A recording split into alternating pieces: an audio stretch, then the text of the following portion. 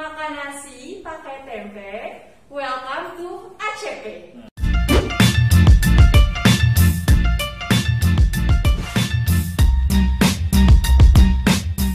Assalamualaikum warahmatullahi wabarakatuh. Apa kabar all leaders? Insya Allah tetap semangat dan sehat selalu. Selain all leaders yang ada di rumah atau dimanapun, Bu Mila juga mau menyapa teman-teman, Bapak Ibu Guru yang ada di ruangan ini. Apa kabar semuanya? Oh, Alhamdulillah, luar biasa, Masya Allah. Makan nasi pakai tempe, welcome to ACP. Gitu. Jadi kalau misalkan di rumah kalian sedang lihat nih di YouTube, bisa sambil ikutan. Kalau dengar kata-kata welcome to ACP, ACP-nya bisa gini. Jadi tangannya ada di dahi kalian, gitu ya. Selamat datang di gebrakan baru di SDIT Aulia yang insya Allah akan membuat kita semakin keren. Aulia itu kan udah keren. Kalian tahu dong kalau Aulia itu udah keren. Sekarang di SDIT Aulia ada gebrakan baru. Sebuah program baru yang insya Allah di kedepannya akan ada podcast di Aulia. Dan juga di dalam podcast ini untuk gestar yang pertama adalah seseorang yang yang kita sama-sama kagumi, yang juga mempunyai sesuatu yang ternyata hal tersebut bisa menjadikan beliau ini lama sekali untuk di jabatannya sekarang. Wah, apa itu kira-kira? Langsung saja ya kita sambut bersama Bapak Hervin Kusbernadi. Assalamualaikum warahmatullahi wabarakatuh. Waalaikumsalam warahmatullahi wabarakatuh.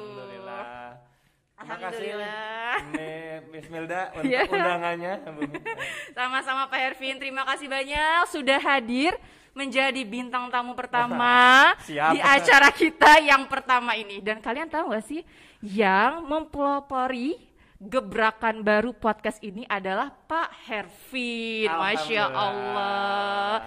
Jadi kita juga di sini sekaligus mengucapkan terima kasih banyak nih Pak Hervin atas gebrakan baru yang membuat SDIT Aulia ini semakin banyak program-programnya yang keren gitu. Insya Allah. Alhamdulillah pada kesempatan ini juga saya terima kasih banyak buat teman-teman tim ACP gitu ya. Iya, gitu Aulia Pak ACP. Kreatif Podcast. Ya, insya Allah ini mudah-mudahan menjadi wasilah, menjadi sarana kita untuk berbagi informasi. Berbagi inspirasi dengan cara yang lebih santai. Iya, gitu. insya Allah. Kalau ACP itu sebenarnya kita ada Aulia Creative Production Pak Hervin. Jadi kita ada bagian podcast dan nanti insya Allah akan ada kegiatan-kegiatan yang lainnya. Untuk yang saat ini Aulia Creative Podcast terlebih dahulu. Gitu. Siap. Wah jadi saya di dalam Aulia Creative Production ini ada podcastnya, betul. Ada juga yang lain-lainnya. Iya. Apa yang lainnya tunggu aja gitu. Iya, makanya karena harus nunggu. Kalau harus nunggu itu kita harus ada sesuatu biar kita itu nggak kelewatan Pak Hervin. Jadi jangan lupa teman-teman untuk subscribe di YouTube channel Aulia Creative Production. Jangan lupa di like, di komen, di share. Dan jangan lupa untuk follow IG dari Aulia Creative Production. Pak Hervin juga jangan lupa ya. Ada IG-nya, udah ada IG-nya. Iya. Keren. Jadi ada YouTube channel dan ada IG. Gitu Pak Hervin. Gimana Pak Hervin kabarnya hari ini? Alhamdulillah, sehat Bu Milda. Alhamdulillahirabbil alamin. Sebelum kita lanjut ke selanjutnya nih Pak Hervin, saya sedikit mau bertanya tentang kehidupan pribadi Pak Hervin. Ini mulai saya agak gerah nih. Iya sama Pak, saya juga agak gerah di sini. Iya. Jadi mau bertanya sedikit nih Pak Hervin. Mangga. Untuk istri Pak Hervin ada satu. Namanya siapa ya Pak Hervin kalau boleh tahu? Namanya Nunik Nur Hidayati. Ibu Nunik Nur Hidayati. Kalau anak-anak Pak Hervin saya tuh pernah dengar katanya nama-namanya itu nama-nama panggilannya unik-unik sekali. Mungkin bisa disebutkan satu persatu ya Pak Hervin?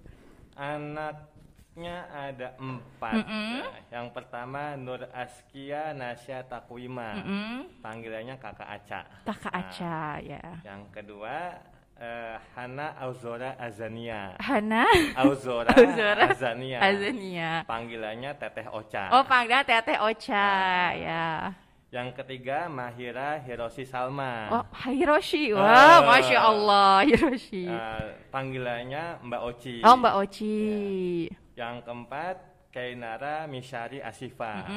Panggilannya Ade Aci. Oh, jadi ada kakak, ada teteh, ada mbak, ada ade.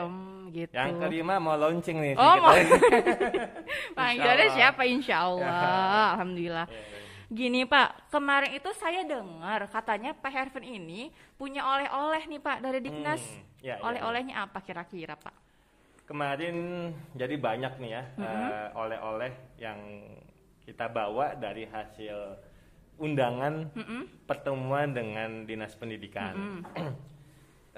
Khususnya nih sih oleh-olehnya untuk kelas 6 gitu ya. Kelas 6 semuanya, di mana siswa-siswi kita ini nanti akan mengikuti kegiatan ujian sekolah tahun pelajaran 2020-2021. Itu oleh-oleh yang paling berharga yang bisa mungkin pada sesi ini kita akan bagi-bagi lah gitu Bu Milda. Siap Pak. Jadi oleh-oleh itu memang khusus untuk kelas 6 ya Pak ya. Untuk kelas 6 aja nih, spesial. Iya, jadi kalau persiapan untuk ujian sekolah berarti sudah disampaikan dari Diknas ya Pak ya untuk tahun ini? Beberapa arahannya sudah sampai ke kita, langkah-langkahnya juga sudah kita coba siapkan di lapangan, tentu kerjasama dengan guru-guru kelas 6, wabil khusus dengan Bu Ita ya sebagai mentor kelas 6 gitu. Kalau untuk persiapan sendiri dari sekolah sampai saat ini sudah apa saja Pak yang disiapkan? Nah, secara umum persiapan ujian ini ada 3 aspek. Pertama tentu secara administratif, yang kedua itu secara infrastrukturnya, yang ketiga kesiapan siswa itu sendiri. Kalau administratif itu biasanya meliputi proposal ujian sekolah, meliputi juga naskah soal yang harus kita setorkan juga ke Dinas Pendidikan. Lalu infrastruktur khususnya nih karena kita mungkin masih online Bu Milda, jaringan internet, PC yang mendukung untuk guru-guru, dan yang ke siswanya itu adalah persiapan psikis dan non psikis. Iya betul, kayaknya persiapan psikis itu yang paling utama ketika jangan terlalu tegang ya. Iya betul sekali Pak.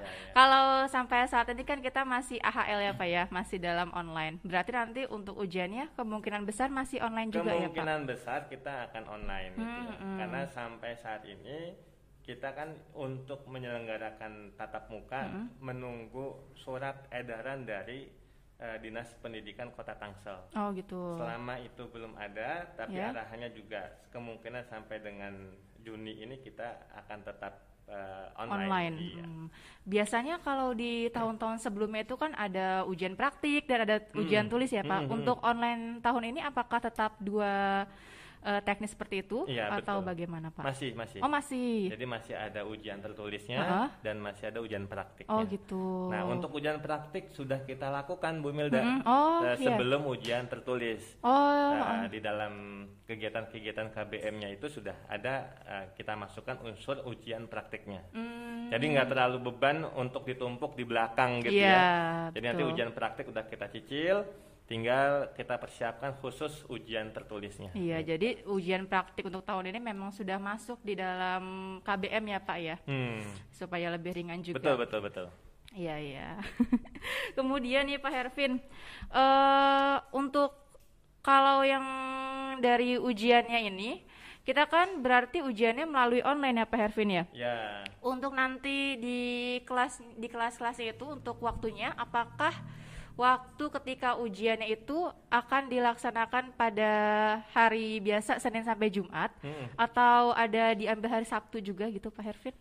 Kemungkinan sampai dengan hari Sabtu ada, tetapi kita lagi coba lihat lagi atur ya. Yang pasti dari sisi Juknis itu, nah ini penyelenggaraan ujian kapan waktunya? Waktunya ini tanggal dimulainya tanggal sakral buat saya nih Bu Milda. Tanggal berapa mulainya? Tanggal 5 April. Lagi ya kurang 5 April sampai dengan 10 April. Nah, khusus tanggal 5 April tolong dicatat ya teman-teman, itu tanggal khusus buat saya gitu. 5 April ya teman-teman, tanggal khusus ya. Tanggal 5 April. Nah, untuk siswa yang mungkin berhalangan ikut ujian. Iya, betul. Bisa jadi karena sakit kondisinya atau ada hal-hal lain. Itu masih bisa dilakukan ujian susulan. Oh iya. Waktunya dari Juknis yang ada itu dari tanggal 13 sampai dengan 17 April. 13 sampai 17 April. Betul. Untuk yang susulan. Iya, jadi para orang tua di rumah, ayah bunda dan juga mungkin anak-anak kelas 6 sudah bisa mencatat nih waktu-waktu penting ini. 5 April sampai dengan 10 April itu ujian sekolahnya yang tertulis, lalu persiapan susulannya tanggal 13 sampai dengan 17 April. Oh gitu ya, untuk susulannya tanggal 13 sampai 17 April ya betul. Pak ya. Kalau di SD sendiri nih Pak, untuk kelulusan itu ditentukan oleh apa ya Pak? Atau ada kriteria khusus untuk kelulusannya atau bagaimana? Kalau kelulusan ya sebetulnya kan sudah beberapa tahun ke belakang ini sekolah itu atau satuan pendidikan bisa menentukan kelulusannya. Oh gitu. Beda kalau zaman dulu lulus itu ditentukan dari nilai NEM gitu kan. Waduh, itu rame lah gitu. Nah, satuan pendidikan boleh menentukan. Aulia sendiri sesuai dengan tagline-nya Bu Milda. Pintar, kreatif, sekaligus saleh. Harapannya aspek pintar ini apa? Siswa itu lulus setelah mengikuti semua program tuntas mata pelajaran. Jadi semua kompetensi dasar dan indikator-indikator pembelajaran sudah dilakukan oleh Ananda dari mulai kelas 4, 5 dan 6 ukurannya gitu ya. Jadi kita ukur dari kelas 4, 5 dan 6. Lalu apalagi selain itu juga ada aspek kreatif sekaligus saleh. Nah, ini kita kan punya rapot karakter gitu kan, rapot karakter. Kita itu juga menjadi salah satu standar yang ingin kita luluskan kepada anak-anak kita di kelas 6 ini. Terakhir tentu paling utama buat saya pribadi kelulusan kelas 6 ini dari aspek ibadahnya. Betul.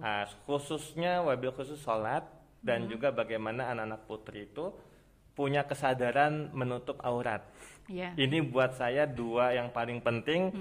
Apapun aspek pintar, aspek kreatif, tapi kalau dia sholatnya tidak terbangun, lalu kesadaran untuk menutup auratnya ini menjadi tantangan yang harus kita selesaikan sebelum mereka lulus gitu. Betul sekali Pak Hervin. Saya mau tanya lebih dalam lagi nih Pak Hervin. Pertanyaan pertama, apa saja sih instrumen yang ada di dalam ujian sekolah?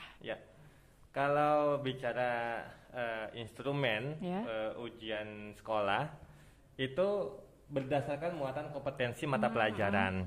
Jadi ujian sekolah ini kompetensinya dihitung atau dimulai dari kelas 4, kelas 5 dan kelas 6. Oh gitu. Jadi itu ada beberapa kompetensi dasar di kelas 4, kelas 5 dan kelas 6 kita masukkan ke dalam instrumen soalnya gitu. Nah, komposisinya berapa persen? Jadi komposisinya itu 20, 30 dan 50.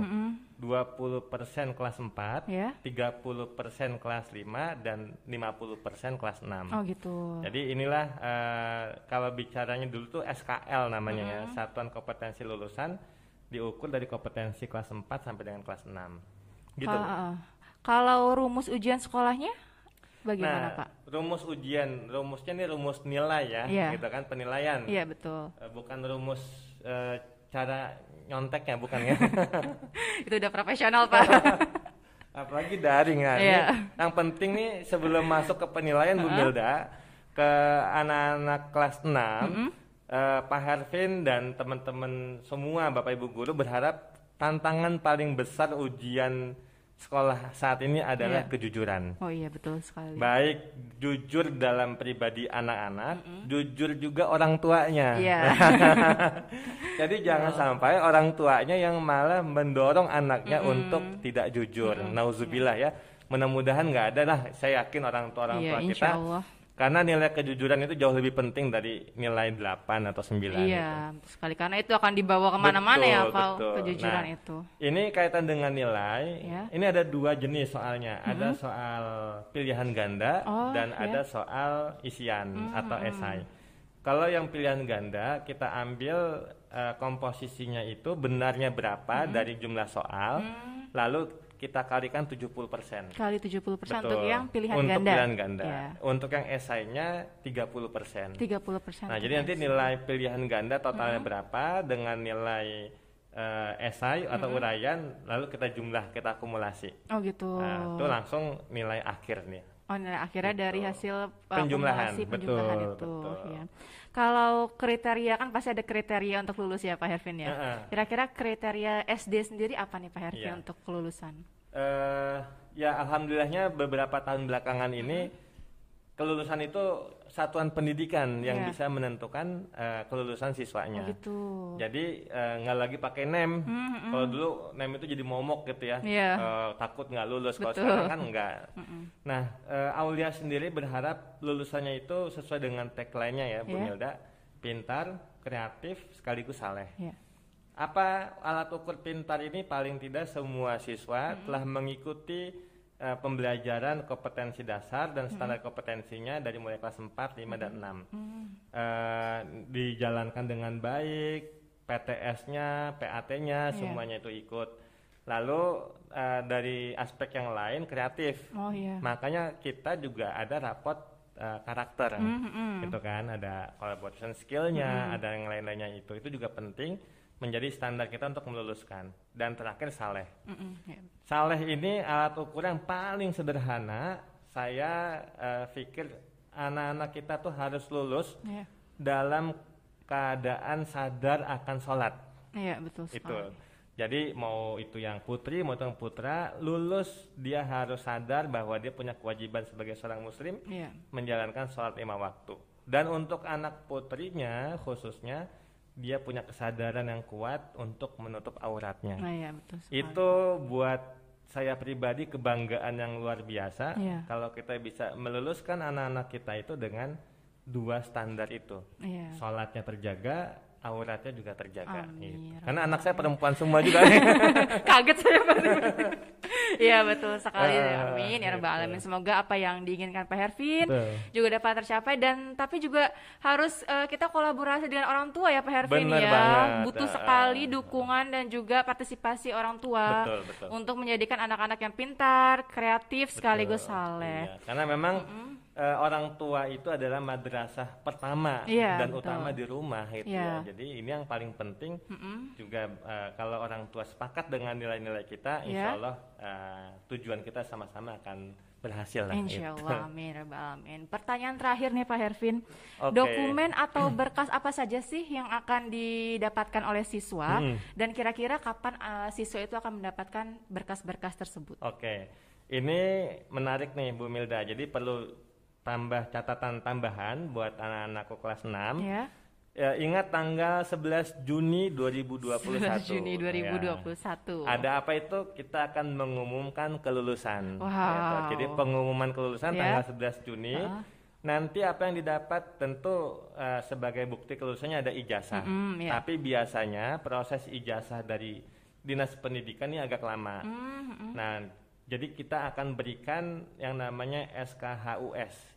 Surat keterangan hasil ujian sementara.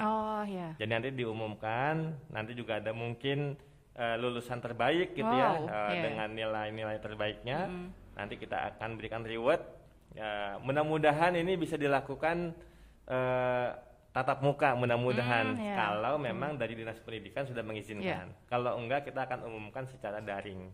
Iya betul sekali. Ya seperti tahun kemarin kalau tidak salah ya Pak Hervin ya, diumumkannya secara daring. Betul. Alhamdulillah untuk sesi pertama ini sudah selesai Pak Hervin. Insya Allah apa yang sudah disampaikan oleh Pak Hervin bermanfaat sekali untuk kita, khususnya untuk Ananda kelas 6 dan juga ayah bunda. Kita ucapkan terima kasih dulu untuk Pak Hervin. Terima kasih banyak Pak Hervin untuk sesi pertama hari ini. Jangan lupa kita masih ada sesi kedua, ditunggu setelah ini ya.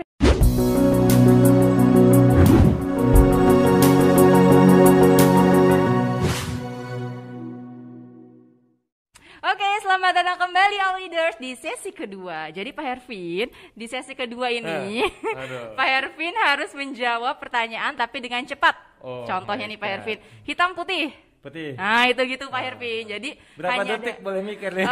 Sebenarnya sih nggak detik-detik. 3 detik kata teman-teman di sini 3 detik boleh Pak Hervin. Jadi hanya ada beberapa pertanyaan dan Pak Hervin harus menjawab dengan cepat. Boleh mungkin tarik nafas dulu. Baik. Oke Pak Hervin sudah siap? Oke, bismillah. Oke, pertanyaan pertama, pantai atau gunung? Gunung. Introvert atau extrovert? Extrovert. WFH atau WFO? WFO. Guru atau kepala sekolah? Guru. Dikritik atau mengkritik? Dikritik. Ngegas atau pelan-pelan? Pelan-pelan. Jaga jarak atau pakai masker? Jaga jarak. Nah, saya tertarik untuk dari pertanyaan tadi, 7 pertanyaan tadi nih Pak Hervin. Saya tertarik untuk alasannya nih Pak Hervin. Alasan dari guru atau kepala sekolah. Kenapa tadi Pak Hervin pilihnya kalau tidak salah adalah guru. Kenapa nih Pak Hervin? Guru itu adalah basic ya. Jadi kepala sekolah itu sebenarnya judulnya adalah guru yang diberikan amanah tambahan. Jadi kepala sekolah itu guru yang diberikan amanah tambahan. Ya kalau kepala sekolah tanpa basic guru, saya pikir dia akan nggak punya value-nya akan beda. Jadi guru itu basic banget. Jadi saya lebih memilih karena kita itu jiwanya harus jiwa pendidik ya, bukan pengajar.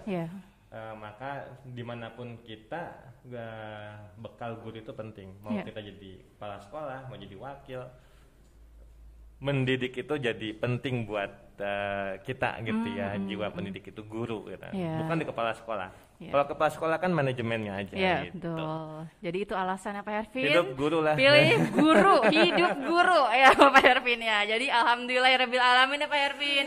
Part 1 dan part 2 sudah selesai. Alhamdulillah. Sebelum pamitan nih Pak Hervin, mungkin ada pesan-pesan untuk kakak-kakak kelas 6 dan juga untuk adik-adiknya dari kelas 1 sampai kelas 5 Pak Hervin. Ya, buat semua ya siswa SDIT Aulia kelas 1 sampai kelas 6, buat saya ini luar biasa. Mereka adalah pejuang-pejuang sekolah gitu ya. Kenapa? Karena mereka berjuang belajar dari rumah gitu. Bunda-bundanya, ayah-ayahnya juga membersamai di masa pandemik ini luar biasa. Yang penting terus sehat. Ya, jangan terlalu dibawa beban. Mudah-mudahan tugas-tugas dari sekolah juga tidak menjadi beban buat anak-anak, buat orang tua, dan yang paling utama kita semua bisa melalui pandemik ini dalam keadaan sehat-sehat semuanya. Amin ya robbal alamin. Alhamdulillah, terima kasih banyak Pak Hervin atas kesempatan, pengalamannya, juga pesan-pesannya hari ini. Masya Allah, saya pribadi di sini belajar banyak dari Pak Hervin. Apalagi teman-teman yang di sini ya juga pasti belajar banyak dari Pak Hervin. Kita juga lagi proses belajar nih Bu Mida. Iya betul sekali. Aulia Creative Production. Mudah-mudahan kedepannya insya Allah akan memproduksi hal-hal yang berisi, menginspirasi dan juga buat seru-seruan tapi meaningful gitu ya. Amin ya rabbal alamin. Oke, All Leaders, sampai sini dulu podcast kita hari ini. Jazakumullah khair kepada Pak Hervin. Sehat selalu, sukses selalu untuk Pak Hervin. Sekali lagi nih Pak Hervin, sebelum kita tutup, kita mau ulang lagi lihat Pak Hervin ACP-nya. Sekali lagi sebelum ditutup, boleh ya Pak Hervin ya? Siap, Bu. Teman-teman jangan lupa untuk selalu ikuti kita di ACP. Jangan lupa ya untuk di like, subscribe, dan juga komen dan share sebanyak-banyaknya. Hari ini kita sholat subuh.